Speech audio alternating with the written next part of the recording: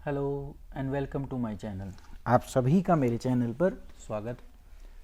Class 11th unit 9 आज से हम इसको स्टार्ट करेंगे और यूनिट 9 जो है वो स्मॉल बिजनेस के लिए है। लघु व्यवसाय और एंटरप्रेन्योरशिप, जिसको उद्यमशीलता हिंदी में कहते हैं, उससे रिलेटेड है। फर्स्ट वीडियो में हम समझेंगे कि स्मॉल बिजनेसेस क्या है। तो इसकी टोटल जो है 7 वीडियो हैं। ये पहली वीडियो मैं आपके सामने लाया हूँ और इसके अंदर हम स्मॉल बिजनेस का मीनिंग और इसकी जो कैटेगराइजेशन है, जिसका मतलब MSE होता है, इसको समझेंगे कि MSME होता है। और इसमें M क्या है उसको समझेंगे, S क्या है उसको समझेंगे और M क्या है उसको समझेंगे। E का मतलब एंटरप्राइजेस होता है, मतलब कि business. Micro, small and medium enterprises. तो MSME वर्ड आपने बहुत पढ़ा होगा, तो कैसे हम क्लासीफाई करते हैं MSME में, वो हम इसमें देखेंगे आज। तो शुरू करते हैं अपनी वीडियो को।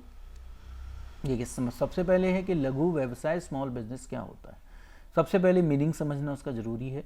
तो स्मॉल बिजनेस को डिफाइन अगर हम करने लगे तो ये एक ऐसी प्राइवेटली ओन्ड कॉरपोरेशन होती है, पार्टनरशिप होती है या सोल प्रोप्राइटरशिप होती है, that has a fewer employees, come employees होते हैं, पहली कैरेक्टरिस्टिक एक तरीके से। और दूसरा है इनकी जो एनुअल रेवेन्यू है वो भी कम होता है एज़ कम्पेयर टू जो बड़े साइज की या रेगुलर साइज बिजनेस है उससे अगर इसको कंपेयर करने लगे तो मीनिंग हमें सबसे पहले समझ में आया कि स्मॉल बिजनेस एक ऐसी प्राइवेटली ओन्ड कॉरपोरेशन, पार्टनरशिप और सोल प्रोप्राइटर है that has a fewer employees and less annual revenue than a corporation और ए रेगुलर साइज बिजनेस का होता है। अगर इंडिया की बात करें तो village and small industry sector जो है, जिसको हम स्मॉल बिजनेस कहते हैं, वो दो कैटेगरी उसकी बना रखी है। एक को हम ट्रेडिशनल कह देते हैं और एक को हम मॉडर्न कह देते हैं।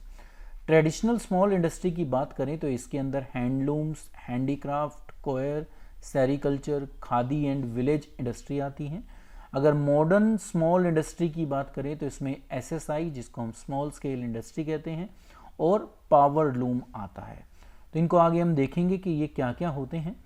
तो अभी क्या हमने समझा कि इन इंडिया के अंदर ये दो तरीके की कैटेगरी हैं, traditional and modern. Village and small industry, क्योंकि जो स्मॉल बिजनेस है वो यहीं पर ज़्यादा चलता है और वो ये हमारे देश के अंदर अगर बात की जाए तो सबसे ज़्यादा रोजगार जो आ रहा है, एम्प्लॉयमेंट जो आ रही है, वो यहीं से आ रही है, विलेज एंड स्मॉल इंडस्ट्री से।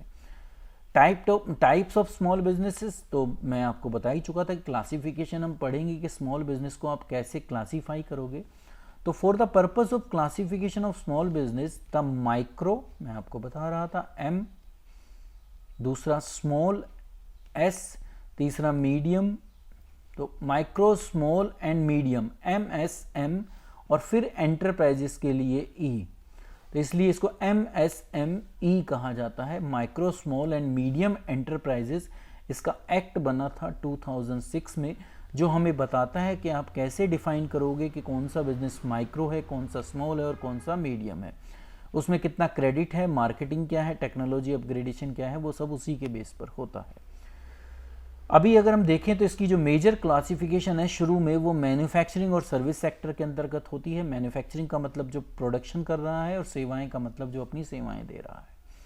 तो देखिए, शुरू में हम मैन्युफैक्चरिंग किसको कहते हैं, तो ऐसी कोई भी एंटरप्राइजेस जो एंगेज हो मैन्युफैक्चरिंग में या प्रोडक्शन ऑफ गुड्स में pertaining to any industry specified in the first schedule to the industry act 1951। तो जो 1991 का जो इंडस्ट्री एक्ट है, उसके अंदर जो भी इंडस्ट्रीज़ हैं, जो भी काम हैं जिनको उन्होंने बोला है कि ये मैन्युफैक्चरिंग के अंदर आते हैं, उनमें से अगर मैं कोई भी बिजनेस कर रहा हूँ तो उसको हम क्या कह देते हैं, मैन्युफैक्चरिंग कह देते हैं। इसकी पूरी लिस्ट मैं आपको, इसका जो सर्कुलर है जिसमें वो जो शेड्यूल है या लिस्ट है वो दे रखी है, वो मैं आपको इस वीडियो में जो है लिंक में या डिस्क्रिप्शन बॉक्स में शेयर कर दूंगा। सर्विसेज वो होती हैं जो अपनी सर्विसेज प्रोवाइड करते हैं, डिफरेंट काम जो करते हैं सर्विस होल्डर, जो हम पहले भी पढ़ चुके हैं ऑक्सिलरीज टू ट्रेड में। तो सेवाएं प्रदान करने वाले उद्योग भी स्मॉल बिजनेस के अंदर आ सकते हैं। तो दोनों होते हैं, मैन्युफैक्चरिंग वाले भी और सर्विसेज वाले भी। अब कैसे क्लासिफिकेशन होगी, किसको हम माइक्रो कहेंगे, दोनों में, मैन्युफैक्चरिंग में भी और सर्विसेज में। तो मैन्युफैक्चरिंग में आपको ध्यान रखना है कि यहाँ पर इन्वेस्टमेंट, और इन्वेस्टमेंट भी किस में, प्लांट एंड मशीनरी, ये बहुत इंपॉर्टेंट है। अगर आप सर्विस की बात करें तो यहाँ इन्वेस्टमेंट जो देखी जाएगी वो इक्विपमेंट में देखी जाएगी, जिसके बेस पर हम क्लासीफाई करेंगे कि कौन सा माइक्रो कहलाएगा, कौन सा स्मॉल कहलाएगा और कौन सा मीडियम कहलाएगा। तो शुरुआत माइक्रो से करते हैं। तो माइक्रो एंटरप्राइजेस उस मैन्युफैक्चरिंग यूनिट को कहेंगे जहाँ पर प्लांट एंड मशीनरी में 25 लाख रुपीज़ इन्वेस्ट कर रखे हों उस बिज़नेस ने, तो उसको माइक्रो एंटरप्राइजेस कहलाते हैं। 25 लाख रुपए से अधिक नहीं होना चाहिए जो प्लांट एंड मशीनरी है उसमें पैसा। सर्विस की बात करें तो जो इक्विपमेंट है वो 10 लाख रुपए से ऊपर नहीं होने चाहिए, तो उसको माइक्रो कहते हैं। आगे हम चलेंगे तो फिर वही प्लांट एंड मशीनरी रहेगी, इन्वेस्टमेंट रहेगी।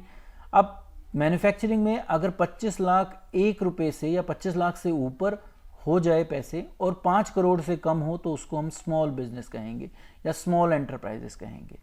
सर्विसेज की बात करें तो वहाँ 10 लाख थे, तो 10 लाख रुपए से अधिक हो पर 2 करोड़ से अधिक ना हो तो उसको स्मॉल एंटरप्राइजेस सर्विस सेक्टर का कहा जाता है। ठीक है, तो बेसिकली क्या रहा कि प्लांट एंड मशीनरी में कितना पैसा लगा रखा है, यहाँ पर इक्विपमेंट में कितना पैसा लगा रखा है। अब अगर मीडियम एंटरप्राइजेस की बात करें तो वो 5 करोड़ से तो ऊपर होगी पर 10 करोड़ से ऊपर नहीं जानी चाहिए। 10 करोड़ से ऊपर चली जाएगी तो वो स्मॉल बिजनेस के क्राइटेरिया से ही बाहर हो जाएगी। तो मीडियम एंटरप्राइजेस उसे कहा जाता है जो 5 से 10 करोड़ के बीच में प्लांट एंड मशीनरी में इन्वेस्ट कर रखते हैं। सर्विस सेक्टर की बात करें तो 2 करोड़ से 5 करोड़ के बीच में, कहाँ से 2 करोड़ से 5 करोड़ के बीच में उनके किस में पैसे इन्वेस्ट होने चाहिए या किस में लगे हुए होने चाहिए, इक्विपमेंट में, तो उसको सर्विस सेक्टर कहा जाता है। ठीक है, इससे ऊपर हो जाएगा तो फिर स्मॉल बिजनेस के क्राइटेरिया से बाहर निकल जाएगा। आशा करता हूँ कि आप समझ पाए कि क्या होता है MSM तीनों और एंटरप्राइजेज ई के लिए। अब स्मॉल स्केल इंडस्ट्री SSI जिसको हम बार बार बोलते हैं या स्मॉल बिजनेस भी कहें क्योंकि उसी का एक पार्ट होता है। तो small scale industry are those industry in which the manufacturing, production and rendering of service are done on small और माइक्रो स्केल, जो अभी हम देख के आए उसी को कहा जाता है स्मॉल स्केल इंडस्ट्री, जिसको हम SSI के नाम से भी जानते हैं। कंट्रीब्यूट करता है significantly to the development of the process of industrialisation, हमारे देश में औद्योगिकरण के विकास में SSI का महत्वपूर्ण योगदान है। स्मॉल स्केल इंडस्ट्री डोमिनेट का मतलब ज़्यादा यहाँ पर लगा हुआ है, इंडस्ट्रियल सिनारियो जो है वो डोमिनेट करता है उसको ये SSI in the current with A sizeable proportion of labour force बहुत लगी हुई है क्योंकि हमने पढ़ा कि लार्जेस्ट एम्प्लॉयमेंट देने वाला है और एक्सपोर्ट की पोटेंशियल यहाँ पर बहुत है।